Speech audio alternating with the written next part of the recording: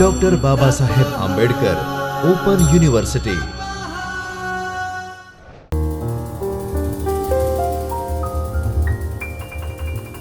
નમસ્કાર મિત્રો, હું Kinjal Parmar, assistant professor, department of library and information science. આપણે ગયા એકમમાં ભણ્યા હતા કે ગ્રંથાલય વર્ગીકરણ શા માટે ભણવું જોઈએ, તેનું વર્ગીકરણનું ગ્રંથાલયમાં શું મહત્ત્વ છે અને તેની શું જરૂરિયાતો છે, તેના કારણે આપણે ગ્રંથાલયમાં પણ વર્ગીકરણ અપનાવવું જોઈએ. આજે આપણે ભણીશું કે ગ્રંથાલય વર્ગીકરણની જરૂરિયાતો અને એના હેતુઓ શું છે. પ્રસ્તાવના: કોઈ પણ ગ્રંથાલય સંગ્રહ વિના ઊભું થતું નથી. વિવિધ પ્રકારના સંગ્રહથી જ ગ્રંથાલયની શરૂઆત થાય છે. બેઝિકલી જે લાઇબ્રેરી આપણે ડેવલપ કરવા જઈ રહ્યા હોઈએ ત્યારે કલેક્શનના આધારે જ લાઇબ્રેરી આપણે ડેવલપ કરીએ. વિધાઉટ ધ કલેક્શન આપણે લાઇબ્રેરી ડેવલપ કરી શકતા નથી, કારણ કે કલેક્શનથી જ લાઇબ્રેરીનું મહત્ત્વ છે. ગ્રંથાલયોના વિવિધ પ્રકારના સંગ્રહ હોય છે. પુસ્તકાલયમાં ઘણા પ્રકારના સંગ્રહ છે, જેમ કે મુદ્રિત પુસ્તકો, જર્નલ, હસ્તપ્રતો, નકશાઓ, આલેખો, જર્નલ્સ છે, પેપર્સ, ન્યૂઝપેપર્સ છે, રેફરન્સ સેક્શન્સ છે, સીડી રોમ્સ છે, વિડીયો છે, ઓડિયો કેસેટ્સ વગેરે. એવું બધું અલગ અલગ પ્રકારનું કલેક્શન હોય છે, જેનાથી લાઇબ્રેરી આપણે એક ઊભી કરી શકીએ છીએ.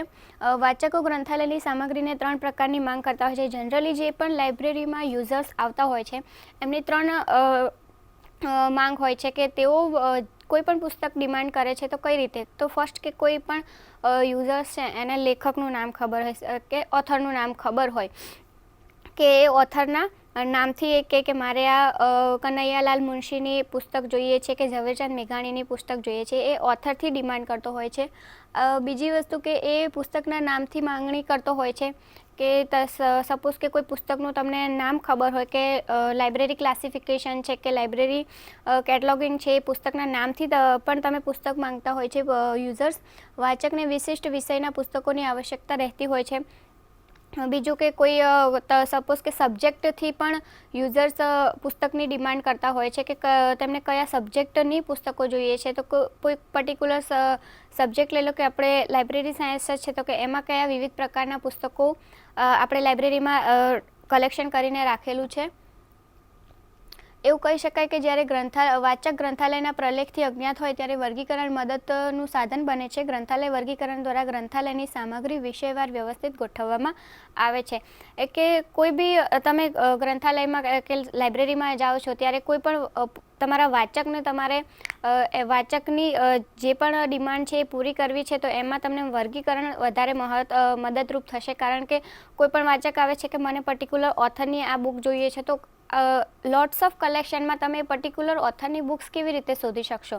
તો એ પોસિબલ છે બિકોઝ ઓફ ધ કે વર્ગીકરણ જો પ્રોપરલી તમે કોઈ પણ પુસ્તકોનું જે ક્લાસિફિકેશન કરેલું હશે તો એ ક્લાસિફિકેશનના આધારે તમે એ યુઝર્સની ડિમાન્ડને પૂરી કરી શકશો કે ઓથર વાઇઝ જોઈએ છે, ટાઇટલ વાઇઝ જોઈએ છે કે પછી તમારે કોઈ સબ્જેક્ટ વાઇઝ પુસ્તકને જોઈએ છે. ગ્રંથાલયની અન્ય પ્રવૃત્તિઓ કે જેમ કે ગ્રંથ પસંદગી, ગ્રંથ આપલે અને સંદર્ભ સેવાઓ જે ગ્રંથાલય વર્ગીકરણ ઉપર આધાર રાખે છે. કોઈ પણ પુસ્તકની જ્યારે પસંદગી કરવામાં આવે, એક ગ્રંથાલયથી બીજા ગ્રંથાલયમાં પુસ્તકની આપલે થતી હોય છે. અને સંદર્ભ સેવાઓ, સંદર્ભ સેવા એટલે કે રેફરન્સ સર્વિસીસ છે, રેફરલ સર્વિસીસ છે, ILL સર્વિસીસ છે, એવી બધી વિવિધ પ્રકારની સર્વિસીસ આપવા માટે પણ ગ્રંથાલયમાં વર્ગીકરણ એક મહત્વનો ભાગ ભજવે છે. વર્ગીકરણના લીધે ગ્રંથાલયની સામગ્રીનો ઉપયોગ આયોજનપૂર્વક થઈ શકે છે. એટલે જો ગ્રંથાલયમાં વર્ગીકરણ અપનાવીએ આપણે તો પ્રોપર જે પણ ગ્રંથાલયની જેટલી પણ સામગ્રીઓ છે, જેમ કે પુસ્તકો છે, પુસ્તકોમાં વિવિધ પ્રકારના પુસ્તકો હોય એને આપણે કઈ રીતે અરેન્જ કરીએ છીએ. જર્નલ્સ છે તો જર્નલ્સને આપણે કઈ રીતે રાખીએ, જેમ કે સીડી રોમ્સ છે તો સીડી રોમને પણ એક પ્રોપર અરેન્જમેન્ટમાં મૂકવામાં આવે. આ બધા આયોજનમાં વર્ગીકરણ આપણને ખૂબ જ મદદરૂપ બને છે. વર્ગીકરણ વિવિધ પ્રલેખોનું કરવામાં આવે છે. ગ્રંથાલયમાં કેવા પ્રલેખો હોય તેની પણ આપણે ચર્ચા કરીશું. જે પણ બેઝિકલી મેં જ્યારે શરૂઆત કરી લેક્ચરની ત્યારે જ તમને કીધું કે ગ્રંથાલયમાં જે કલેક્શન છે એના આધારે જ તેનું ડેવલપમેન્ટ થાય છે. તો કયા કયા પ્રકારનું કલેક્શન આપણે ગ્રંથાલયમાં રાખી શકીએ, જે કલેક્શન વાચકો માંગતા હોય છે. પ્રલેખોમાં કેવા પ્રકાર, પ્રલેખો મીન્સ કે ડોક્યુમેન્ટ, કયા કયા પ્રકારના ડોક્યુમેન્ટ લાઇબ્રેરીમાં સંગ્રહ કરવામાં આવે છે.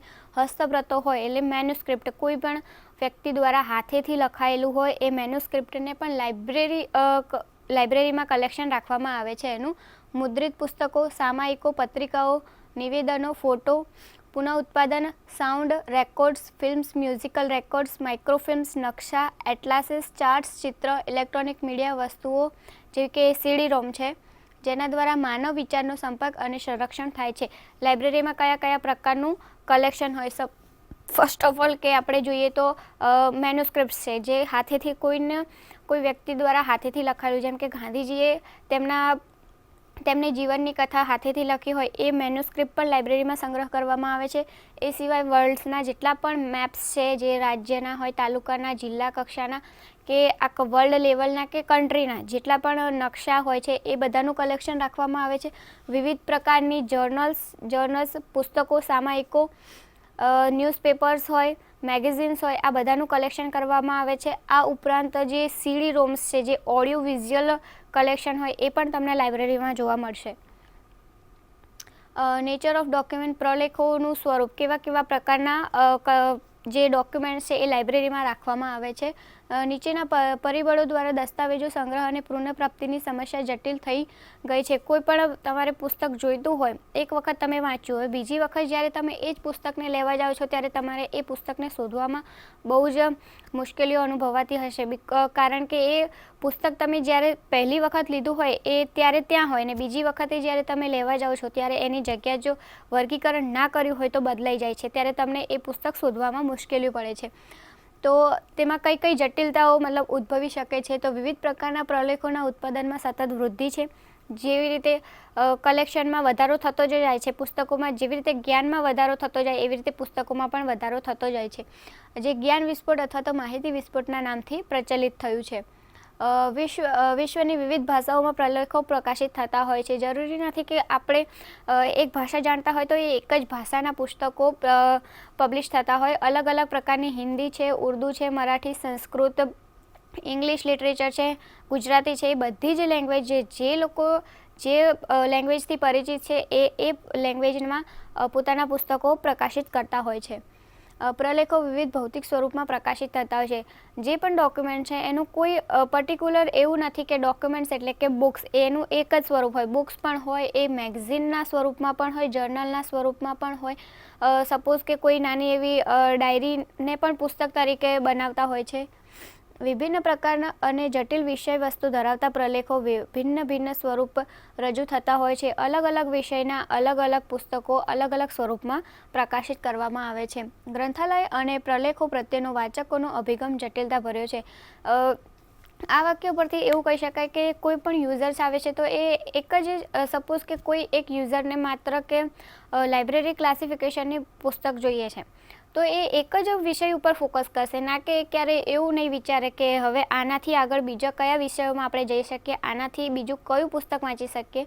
ઘણા બધા એવા યુઝર્સ આવતા હોય છે કે જેઓ એક જ પુસ્તકને પકડી રાખતા હોય છે અથવા તો એક જ વિષયને પકડીને તેઓ લાઇબ્રેરીમાં ડિમાન્ડ કરતા હોય છે કે આ જ વિષયની જેટલી પણ પુસ્તકો છે એ જોઈએ છે. એ વિષય ક્ષેત્રની બહાર નીકળવા નથી માંગતા હોતા, એટલા માટે એમનો જે કોઈ પણ ડિમાન્ડ કરવાનો સ્કોપ છે એ અવરોધાય છે.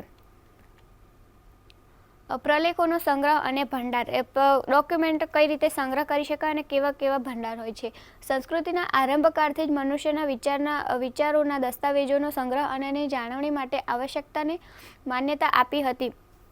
કોઈ પણ વ્યક્તિને જ્યારે કોઈ પણ વિચાર આવે તો તે તરત જ એને ડોક્યુમેન્ટ કરી લેતો હોય છે કે આ એને અથવા તો પુસ્તક સ્વરૂપમાં એના વિચારોને પુસ્તકમાં સમાવીને એના વિચારોને પ્રદર્શિત કરતો હોય છે. પુસ્તકો અને અન્ય રેખાંકિત સામગ્રી એ માનવ વિચારના કાર્યો અને સિદ્ધિના દસ્તાવેજો ભવિષ્યની સિદ્ધિ માટેની આધાર સેવા આપે છે. આજના ડિજિટલ યુગમાં ગ્રંથાલયમાં પ્રિન્ટ તેમજ નોન પ્રિન્ટ બંને પ્રકારના પ્રલેખોનો સંગ્રહ કરવામાં આવે છે. આપણે બધા જાણીએ છીએ કે આઈસીટી ઈરા અને ડિજિટલ ઈરા આવી ગયો છે, એટલે ના કે માત્ર જે પ્રિન્ટ મીડિયા એટલે કે પુસ્તકો છે એના સિવાય એ પુસ્તકોને ડિજિટલ કરી અને પણ ડિજિટલ કોપી લાઇબ્રેરી દ્વારા રાખવામાં આવતી હોય છે, તે તેમની વેબસાઇટ ઉપર મૂકવામાં આવે છે. માત્ર પુસ્તકો જ નહીં, જર્નલ્સ હોય, મેગઝિન્સ હોય, ન્યૂઝપેપર્સ હોય, કે કોઈ પણ પ્રિન્ટ મીડિયા જેને આપણે ડિજિટલ કરી શકીએ છીએ એ બધા જ પ્રિન્ટ મીડિયાને ડિજિટાઇઝ કરી અને યુઝર સુધી પહોંચાડવામાં આવે છે, જેથી યુઝર્સનો સમય આપણે બચાવી શકીએ અને એમને એ સોફ્ટ કોપી તેઓ ભવિષ્યમાં તેમને રાખવી હોય તો પણ રાખી શકે છે અને એના માટે કોઈ પણ પ્રકારનો અલગથી સંગ્રહ કરવાની જરૂર પડતી નથી. તેમજ જે મેઇન પ્રોબ્લેમ હોય છે કે પ્રિન્ટ મીડિયા જે આપણા પ્રિન્ટ પુસ્તકો છે એમને સંગ્રહ કરવા માટે એક જગ્યાની જરૂર પડતી હોય છે. એ જે જગ્યા એક મુશ્કેલી બની શકે છે કે જો ઓછી જગ્યા હોય તો આપણે પુસ્તકોનો સમાવેશ કરી શકતા નથી. તો એ ડિજિટલ જે પુસ્તકો તમે કરી રહ્યા છો એના કારણે ડિજિટલ પુસ્તકોમાં એ જગ્યાનો અભાવ દૂર થઈ જાય છે. પ્રલેખોની ગોઠવણી માટેના નિર્ધારિત ઘટકો. લાઇબ્રેરીમાં પ્રલેખો મતલબ કે પુસ્તકો કે ડોક્યુમેન્ટ કઈ રીતે ગોઠવવા એના અમુક ઘટકો છે. ગ્રંથાલયમાંના પ્રલેખોને વિવિધ રીતોથી ગોઠવણી કરી શકાય છે. કઈ રીતે ગોઠવણી કરી શકાય, જેમ કે લેખકના મથાળા. સપોઝ કે ઝવેરચંદ મેઘાણી છે તો ઝવેરચંદ મેઘાણીને જેટલી પણ પુસ્તકો છે એને આપણે એક અલગ સેક્શન બનાવીને રાખીએ છીએ, અથવા તો એમના રંગ, તેમના કદ, ભાષા વગેરે માપદંડના આધારે આપણે પુસ્તકોને ડિવાઈડ કરતા હોઈએ છીએ. જેમ કે બહુ મોટી સાઇઝના પુસ્તકો છે તો એમને આપણે અલગ એક કલેક્શન બનાવીને રાખીએ. સપોઝ પછી કે હિન્દી લેંગ્વેજ છે, ઇંગ્લિશ છે અને ગુજરાતી લિટરેચર છે તો એ બધી જ લેંગ્વેજમાં જે પુસ્તકો છે તેને આપણે અલગ રીતે કલેક્શન કરીને રાખી શકીએ છીએ. તો આ એક વર્ગીકરણમાં ઘટક થયું કે તમે લાઇબ્રેરીમાં પુસ્તકાલયમાં વર્ગીકરણમાં જે પુસ્તકોનું તમારે વર્ગીકરણ કરવું છે તો તમે કઈ રીતે કરી શકો કે આ બધા ઘટકો છે એના આધારે તમે પુસ્તકોનું વર્ગીકરણ કરી શકો છો. મિલ્સ તેમના પુસ્તક મોડર્ન આઉટલાઇન ઓફ લાઇબ્રેરી ક્લાસિફિકેશનમાં દસ્તાવેજોની વ્યવસ્થાને નિર્ધારિત કરી નીચેની સંભવિત સુવિધાઓને સૂચિબદ્ધ કરી છે. મિલ્સે તેમનું જે પુસ્તક હતું તેમાં તેમણે અલગ પ્રકારના ઘટકો આપ્યા છે કે તમે પુસ્તકોને કઈ રીતે વિભાજિત કરી શકો છો અથવા તો કેવા કલેક્શન બનાવી શકો છો. તે કયા છે? તો વાચકોની ઉંમર, જેમ કે નાના બાળકો છે તો નાના બાળકોનું એક અલગ સેક્શન બનાવવામાં આવે છે. એવી જ રીતે જે વૃદ્ધ માટે પણ એક, જેમ કે ગીતા છે, મહાભારત છે, એવી રીતે જે પણ રિજનલ બુક્સ છે તેનો એક અલગ સેક્શન બનાવે. એટલે કે વાચકોની ઉંમરને ધ્યાનમાં રાખીને તમે પુસ્તકોને વિભાજિત કરી શકો છો. સામગ્રીના ઉપયોગની અંગેની શરત, એટલે કે કોઈ સામગ્રી છે જેમ કે જર્નલ છે તમને 1 દિવસ માટે વાપરવામાં આવે, જ્યારે પુસ્તકો છે તમને 14 દિવસ માટે વાપરવામાં આવે.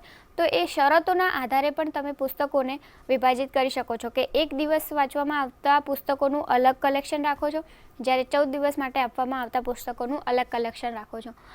અસામાન્ય કદના પુસ્તકો, અસામાન્ય એટલે કે ઓવર સાઇઝના, જે વધારે પડતી મોટી જે બુક હોય, જે 30 સેન્ટીમીટરથી વધારે હોય કે બહુ મોટી હોય, જે તેનું તમે અલગથી કલેક્શન રાખી શકો છો. એટલે કોઈ પણ જ્યારે વાચક આવે તેની ડિમાન્ડ કરતો હોય છે પુસ્તક માટે, ત્યારે આપણે ખાસ જોઈ લઈએ છીએ કે કયા પ્રકારનું પુસ્તક છે અને એ પ્રમાણે એને આપણે પુસ્તક આપીએ છીએ. પ્રલેખોના વિષય વસ્તુ એટલે કે સબ્જેક્ટિવ વાઇઝ તમે પુસ્તકોને સબ્જેક્ટ વાઇઝ પણ ગોઠવી શકો છો. પ્રલેખોની ભાષા, જેમાં આગળ તમને કીધું કે હિન્દી લિટરેચર છે, ઇંગ્લિશ લિટરેચર છે કે ગુજરાતી લિટરેચર છે, એવી રીતે લિટરેચરને તેની ભાષાના પ્રમાણે પણ વિભાજિત કરવામાં આવે છે. એટલે જ્યારે પણ વાચક પુસ્તક લેવા આવે છે ત્યારે તે કહે છે કે મારે હિન્દી લિટરેચરમાં આ લેખકની આ પુસ્તક જોઈએ છે, તો તમે તેને સીધું જ જે હિન્દી કલેક્શન વાળો ડિપાર્ટમેન્ટ છે અથવા તો જ્યાં હિન્દી કલેક્શન રાખેલું છે ત્યાં તેને મોકલી દો તો તેને સરળતા રહેશે એ પુસ્તક શોધવામાં. રજૂઆતની વિલક્ષણતાઓનું સ્વરૂપ, કે પુસ્તકને કેવી રીતે રજૂ કરેલું છે. કોઈ પુસ્તક ને વિસ્તૃત રીતે રજૂ કરેલું હોય અથવા તો કોઈ પુસ્તકને સંક્ષિપ્તમાં વિસ્તૃત કરેલું હોય, તો એને રજૂઆત કઈ રીતે કરી છે એ રજૂઆતના આધારે પણ ઘણા પુસ્તકોની ગોઠવણી કરવામાં આવતી હોય છે. પ્રકાશન વર્ષ, આ ઘણી બધી તમે જે જૂની લાઇબ્રેરીઓ હશે, જે જૂના ગ્રંથાલયો હશે તેમાં જશો તે તમને આ સેક્શન જોવા મળશે કે જે પણ 2000 પહેલાંના અથવા તો 1960 પહેલાંના દાયકાના જેટલા પણ પુસ્તકો પ્રકાશિત થયા છે તેને એક અલગ કલેક્શન એ લોકો રાખતા હોય છે. અને 2000 પછીના કે કોઈ પણ એક પર્ટિક્યુલર વર્ષને ધ્યાનમાં રાખી અને નવા પુસ્તકો અને જૂના પુસ્તકો અને સ્વતંત્રતા પહેલાંના જે પણ પુસ્તકો હોય છે એનું અલગ અલગ કલેક્શન એવી રીતે વર્ષના આધારે કરતા હોય છે કે આ દાયકા પહેલાં પ્રકાશિત થયા હતા, આ દાયકા પછીના પ્રકાશિત થયા હતા. તો કોઈ પણ જે હિસ્ટ્રી કોઈને જાણવી હોય તો એ વર્ષના આધારે તેઓ પુસ્તકોને શોધી લેતા હોય છે. સ્થાનિક ઇતિહાસ સંગ્રહ કે કઈ રીતે તમે ઇતિહાસને કોઈ પણ પુસ્તક છે એનો સંગ્રહ કેવો છે એનો ઇતિહાસના પ્રમાણે પણ તેઓ ગોઠવતા હોય છે. અને ભેટ સંગ્રહ એટલે કે કોઈ પણ પુસ્તક જે ભેટમાં મળેલું હોય છે તો તેનું પણ અલગ કલેક્શન રાખવામાં આવે છે. આ પર્ટિક્યુલરલી તમે જે તમને જે સ્ક્રીન ઉપર દેખાય છે એ બધા જે ઘટકો છે એને આપણે એક કલેક્શનના સેક્શન પણ કહી શકીએ કે જેમ કે ઓવરસાઇઝની બુક્સ છે તો ઓવરસાઇઝ બુક કલેક્શન એવી રીતે એ સેક્શન કહી શકાય કે ઓવરસાઇઝ બુક સેક્શન. બીજું જોઈએ તો ચિલ્ડ્રન એરિયા સેક્શન એવી રીતે કહી શકાય. પછી કે રેફરન્સ બુક્સ છે જે સંદર્ભ બુક્સ છે એ બધાનું અલગ સેક્શન તો રેફરન્સ બુક સેક્શન. અને હિન્દી સાહિત્ય હોય તો કે હિન્દી સાહિત્યનું હિન્દી સેક્શન અથવા તો ગુજરાતી સેક્શન એવી રીતે. પછી કે ગ્રેટીસ મતલબ કે ભેટ આવેલી બુકો છે તો કે ગ્રેટીસ સેક્શન એવી રીતે અલગ અલગ જે પણ આ ઘટકો છે એને સેક્શન બનાવીને તમે પુસ્તકોનું વિભાજન કરી શકો છો. ગ્રંથાલયમાં પ્રલેખોની ગોઠવણી કઈ રીતે ગોઠવણી કરતા હોય છે. 19મી સદીના અંત ભાગ સુધી ગ્રંથાલયનો સંગ્રહ કદમાં નાનો હતો. આટલા બધા વિષય ક્ષેત્રો જે હાલમાં જોવા મળે છે તેમનો વિકાસ ન થયો હતો તથા પ્રકાશન પ્રવૃત્તિ બહુ ફેલાઈ નથી. ગ્રંથાલય પોતાના સંગ્રહના નિશ્ચિત સ્થાનને આધારે પણ ગોઠવણી કરવાનો પ્રયાસ કરતા હતા. આપણે સૌ જાણીએ છીએ કે જે 19મી સદીમાં ગ્રંથાલયોનું એટલું બધું વિકાસ થઈ રહ્યો નહોતો ત્યારે ગ્રંથાલયો તમને એક નાનકડા અમથા રૂમમાં જોવા મળતા. આજે એ જ ગ્રંથાલયો તમને 3 થી 4 માળની બિલ્ડિંગમાં જોવા મળશે અથવા તો 5 થી 6 એવા એરિયામાં તમને જોવા મળશે કે ગ્રંથાલયોનો વિકાસ વધતો જાય છે. જેમ જેમ વાચકોને વાંચવાની ટેવ પણ વધતી જાય છે અને જ્ઞાનમાં વિસ્ફોટ થતો જાય છે. તો એ એવા ગ્રંથાલયોમાં તમે કઈ રીતે તો જે ચોક્કસ પ્રકારની સંગ્રહ કરતા હોય એ સંગ્રહના આધારે તેઓ પુસ્તકોને વિભાજિત કરી અને એની ગોઠવણી કરતા હોય છે. ગ્રંથાલયમાં ઉપભોક્તાની સાનુકૂળતા પ્રમાણે વિવિધ વિભાગની વ્યવસ્થા કરવામાં આવે છે. જેમ તમને અગાઉ કહ્યું કે અલગ અલગ જે કોઈ પણ વાચક છે એને કોઈને હિન્દીની પુસ્તક જોઈએ છે, કોઈને ગુજરાતી લિટરેચર જોઈએ છે કે કોઈને ઇંગ્લિશ લિટરેચર જોઈએ છે અથવા તો કોઈને હિન્દી સાહિત્યમાં પણ નવલકથા જોઈએ છે અથવા તો ગુજરાતી સાહિત્યમાં નવલકથા જોઈએ છે. તો એવી રીતે ઉપભોક્તાની જરૂરિયાતોને આપણે ધ્યાનમાં રાખી અને વિવિધ પ્રકારના સેક્શન બનાવીએ છીએ કે હિન્દી સેક્શન છે, ઇંગ્લિશ સેક્શન છે, રેફરન્સ સેક્શન છે. એ સેક્શનના કારણે જે પણ વાચકો છે એમને કોઈ પણ એમની જરૂરિયાતનું પુસ્તક લેવામાં આસાની રહે છે. આ બધા અલગ અલગ પ્રકારના સેક્શન છે જે તમને જનરલી લાઇબ્રેરીમાં જશો ત્યારે તમને જોવા મળશે. તેમાં નોન ફિક્શન એટલે કે જે ફિક્શન નથી એવું તો એવી જ રીતે ફિક્શન હોય કે પર્ટિક્યુલર આ ફિક્શન જેટલી પણ ફિક્શન્સ બુક્સ છે એ બધી ફિક્શન્સ બુક્સનું કલેક્શન અહીંયા છે. ફિક્શન્સ છે, નોન ફિક્શન્સ છે, પછી હિન્દી કલેક્શન્સ હોય, પછી રેફરન્સ એરિયા હોય જ્યાં તમને બધી રેફરન્સ બુક્સ મળે. લાર્જ પ્રિન્ટ એટલે કે જે બહુ મોટી હોય. પછી જનરલી જર્નલ સેક્શન છે અને સર્ક્યુલેશન ડેસ્ક. જે સર્ક્યુલેશન ડેસ્ક એ લાઇબ્રેરીનું હાર્ટ કહી શકાય કારણ કે ત્યાંથી જ જેટલી પણ લાઇબ્રેરીની જે પણ આપલે થતી હોય ઇસ્યુ રિટર્ન કોઈ પણ યુઝર્સની કોઈ પણ ડિમાન્ડ્સ છે એને કયું પુસ્તક જોઈએ છે એની જરૂરિયાત કેવી રીતે આપણે સંતોષી શકીશું અને એને કયા પ્રકારનું પુસ્તક જોઈએ છે કેટલા સમય માટે દરેક પ્રશ્નના જવાબ તમને સર્ક્યુલેશન ડેસ્ક ઉપર મળે છે. એટલા માટે કહી શકાય કે લાઇબ્રેરીમાં સર્ક્યુલેશન ડેસ્ક એનું હાર્ટ કહી શકાય છે. પ્રલેખો પ્રત્યે વાચકોનો અભિગમ. વાચકોનો કેવો અભિગમ હોય છે એટલે કે ડોક્યુમેન્ટ માટે કોઈ પણ પુસ્તક યુઝર્સ છે એ કેવી રીતે ડિમાન્ડ કરતા હોય છે. જેમ કહ્યું કે ઓથર અપ્રોચ હોય એ લોકોનો ઓથર મતલબ કે લેખકનો અભિગમ હોય. આખ્યાનામનો અભિગમ એટલે કે ટાઇટલ અપ્રોચ હોય અને વિષય અભિગમ એટલે કે સબ્જેક્ટ અપ્રોચ હોય. એટલે કે કોઈ પણ વાચક છે આઈધર એને ઓથરનું નામ ખબર છે, એ પુસ્તકનું ટાઇટલ ખબર છે કે એને સબ્જેક્ટ જાણે છે. તો આ 3 મેઇન બેઝિક ઘટક છે કે જેના થ્રુ વાચક આવે છે અને કહે છે કે મને આ પુસ્તક જોઈએ છે, આ વિષયનું જોઈએ છે કે આ ટાઇટલનું જોઈએ છે કે આ ઓથરનું જોઈએ છે. આ બેઝિક 3 ઘટક છે કે જેના દ્વારા યુઝર્સ પુસ્તકોની ડિમાન્ડ કરતા હોય છે. ગ્રંથાલય વર્ગીકરણની વ્યાખ્યામાં 3 પાસા મહત્વના છે. કયા 3 પાસા કે કોઈ પણ વર્ગીકરણ આપણે કઈ રીતે કરીએ તો સપોઝ કે કૃત્રિમ ભાષા છે, જેમ તમને અગાઉના લેક્ચરમાં કહેવામાં આવ્યું હતું કે કોઈ પણ પર્ટિક્યુલર તમે વિજ્ઞાનમાં જોવા જાઓ તો કે સોડિયમ, હાઇડ્રોજન, ઓક્સિજન એ બધાની અમુક સંજ્ઞાઓ આપવામાં આવી હોય છે, કે જેમ કે સોડિયમ છે તો કે SO છે, ને હાઇડ્રોજન છે તો H2 છે. એવી રીતે અલગ અલગ સંજ્ઞાઓ આપવામાં આવી છે. એવી જ રીતે આપણે લાઇબ્રેરી ક્લાસિફિકેશનમાં કોઈ પણ સબ્જેક્ટ છે એને પર્ટિક્યુલર સંજ્ઞાઓ દ્વારા દર્શાવવામાં આવે છે. એ સંજ્ઞાઓ આંકડા છે, આ સિવાય આંકડા તેમજ જે પણ પોઈન્ટ, ડોટ્સ જે તેમાં રજૂ થતા હોય એ બધી જ વસ્તુઓનો સમાવેશ કરવામાં આવે છે. અને આ બધાને ક્રમવાચક સંખ્યા એટલે કે 1, 2, 3 એવી રીતે તમે ક્રમબદ્ધ રીતે ગોઠવો ત્યારે વર્ગીકરણ બનતું હોય છે. વિશિષ્ટ વિષયો ડૉક્ટર SR રંગનાથન જે આપણા ગ્રંથાલય વર્ગીકરણના પિતા છે, તેમણે વિષયો માટે સ્થાનાંક આપ્યા હતા. એટલે કે કોઈ વિષય છે તો એને કયા સ્થાન ઉપર મૂકવું એવી રીતે સ્થાનાંકો આપ્યા હતા.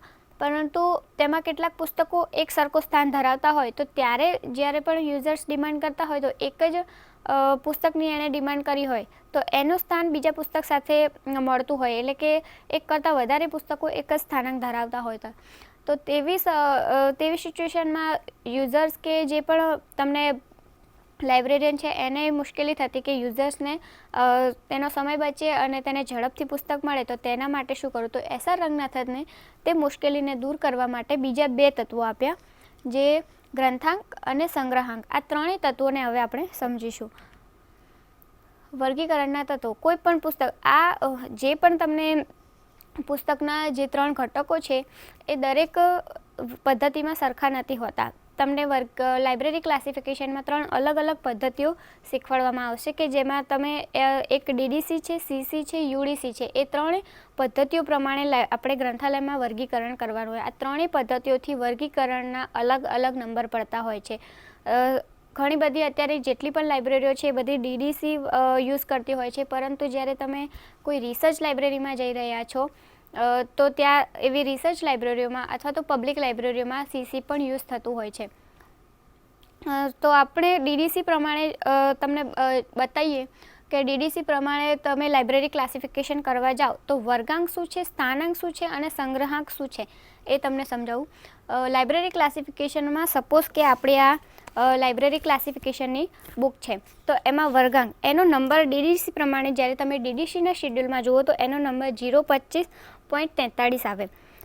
પછી નીચે તમને આવી રીતે HUS લખેલો હોય અને અહીંયા નીચે એક નંબર લખેલો હોય. હવે આ તમારું એક વર્ગીકરણ થયું, ગ્રંથાલયનું વર્ગીકરણ થયું કે આ પુસ્તકનું તમે વર્ગીકરણ કર્યું.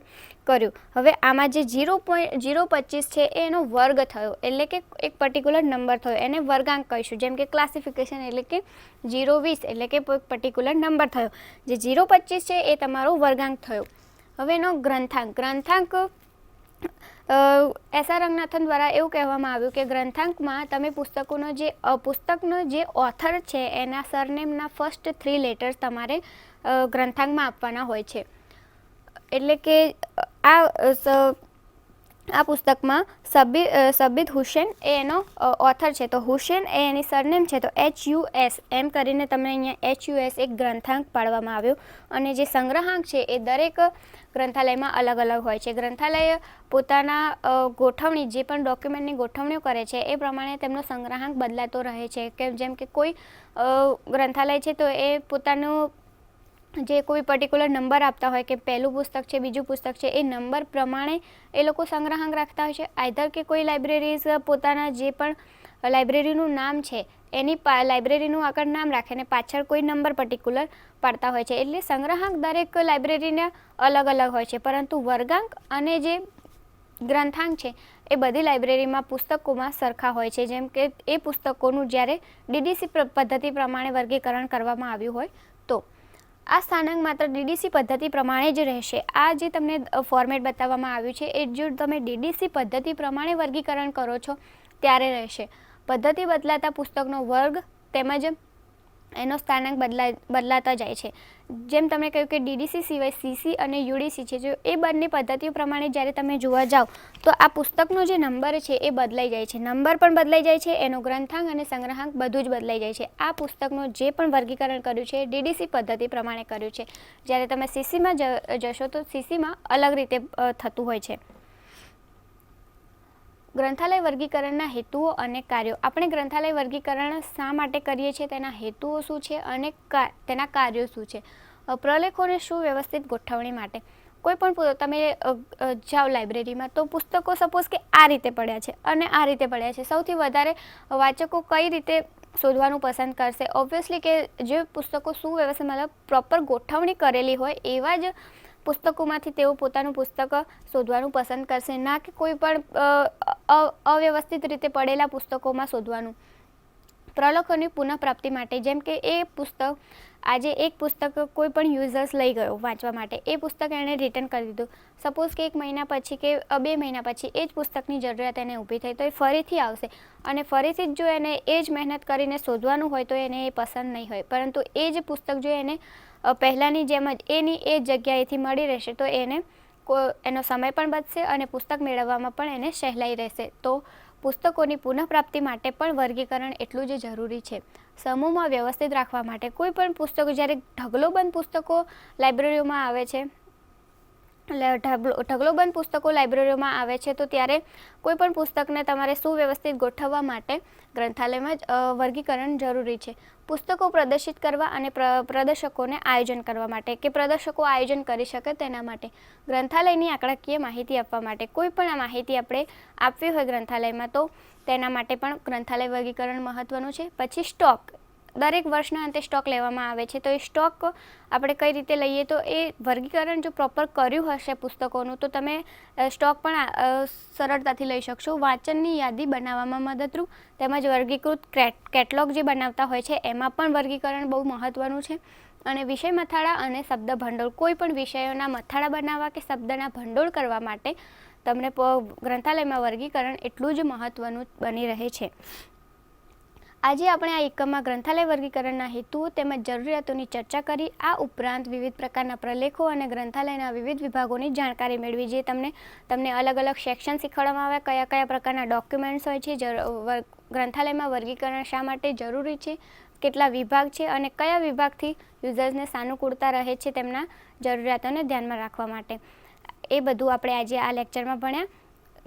Thank you friends. હવે આપણે નેક્સ્ટ લેક્ચરમાં ગ્રંથાલયના કેટલાક સિદ્ધાંતો, વર્ગીકરણના કેટલાક સિદ્ધાંતો છે અને જે કોઈ પણ અલગ અલગ ઓથર દ્વારા આપવામાં આવેલા છે એ બધા સિદ્ધાંતોની આપણે ચર્ચા કરીશું. સ્વાધ્યાયઃ પરમઃ